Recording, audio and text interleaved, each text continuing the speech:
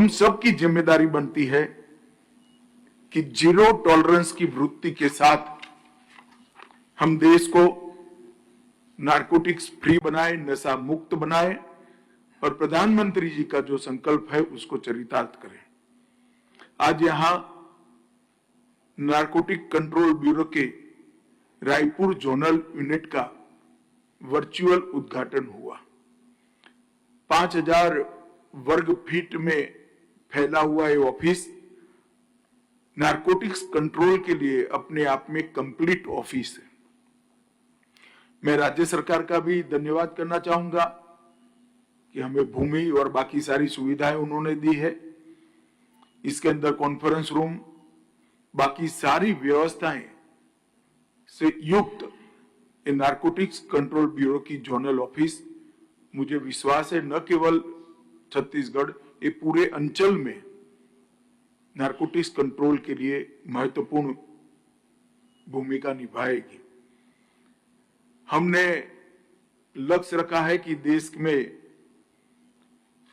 हर राज्य में narcotic control bureau की स्थापना की जाए और इसके माध्यम से राज्य सरकार का सहयोग कर ड्रग के दूषण को कंट्रोल करने का भारत सरकार का गृह मंत्रालय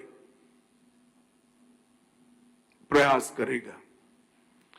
ड्रग ट्रैफिकिंग का ट्रेंड बदल रहा है।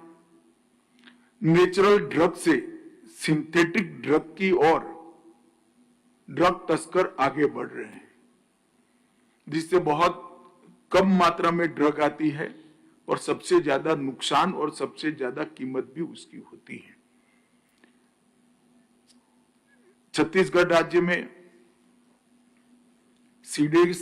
सीडेटिव के उपयोग का प्रतिशत 1.45 है, जो राष्ट्रीय औसत से ज्यादा है।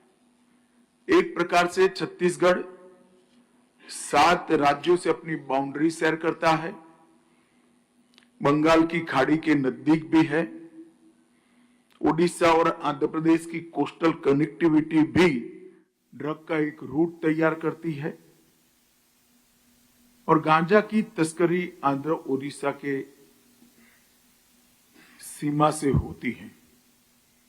छत्तीसगढ़ में गांजा के नशे का उपयोगकर्ता 4.98% है, जो राष्ट्रीय औसत 2.83% से बहुत अधिक। वो हमारे लिए एक चिंता का विषय होगा।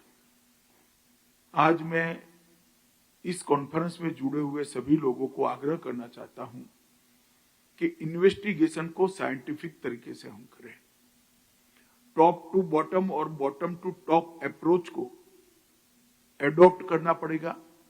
एक छोटी सी दुकान पर अगर नशे की पुड़िया मिलती है तो वो देश में कहां से आई या कहां पर बनी, तब तक का पूरा नेटवर्क ध्वस्त करने के दृष्टि से हमने इन्वेस्टिगेशन करना पड़ेगा। नारकोटिक्स का केस एक कोई केस नहीं हो सकता है। पूरे तंत्र को, उसकी पूरी इसके पीछे के बैकग्राउंड को ध्वस्त करने की दिशा में हमने इन्वेस्टिगेशन को करने की आदत डालनी पड़ेगी। जिस तरह से मैंने कहा बॉटम टू टॉप अप्रोच, इसी तरह से टॉप से बॉटम तक का अप्रोच भी लेना पड़ेगा। एक बड़ी मात्रा में गांजा या चरस या ड्रग्स मिलता है तो वो किसके माध्यम से उपयोगकर्ता तक जाना था, उसका भी इन्वेस्टिगेशन कंप्लीट करना पड़ेगा और वो इन्वेस्टिगेशन बहुत कठोर होना चाहिए। जब तक आप पूरी चेन को समाप्त नहीं करते हैं, ये पूरे नेटवर्क को ध्वस्त नहीं कर सकते हैं, इस पर हम कंट्रोल नहीं कर सकते। कुछ लोगों को जद में लेकर नारकोटिक्स के बिजनेस को कंट्रोल नहीं कर सकते, पूरे उनके नेटवर्क को ध्वस्त करने का हमारा प्रयास होना चाहिए।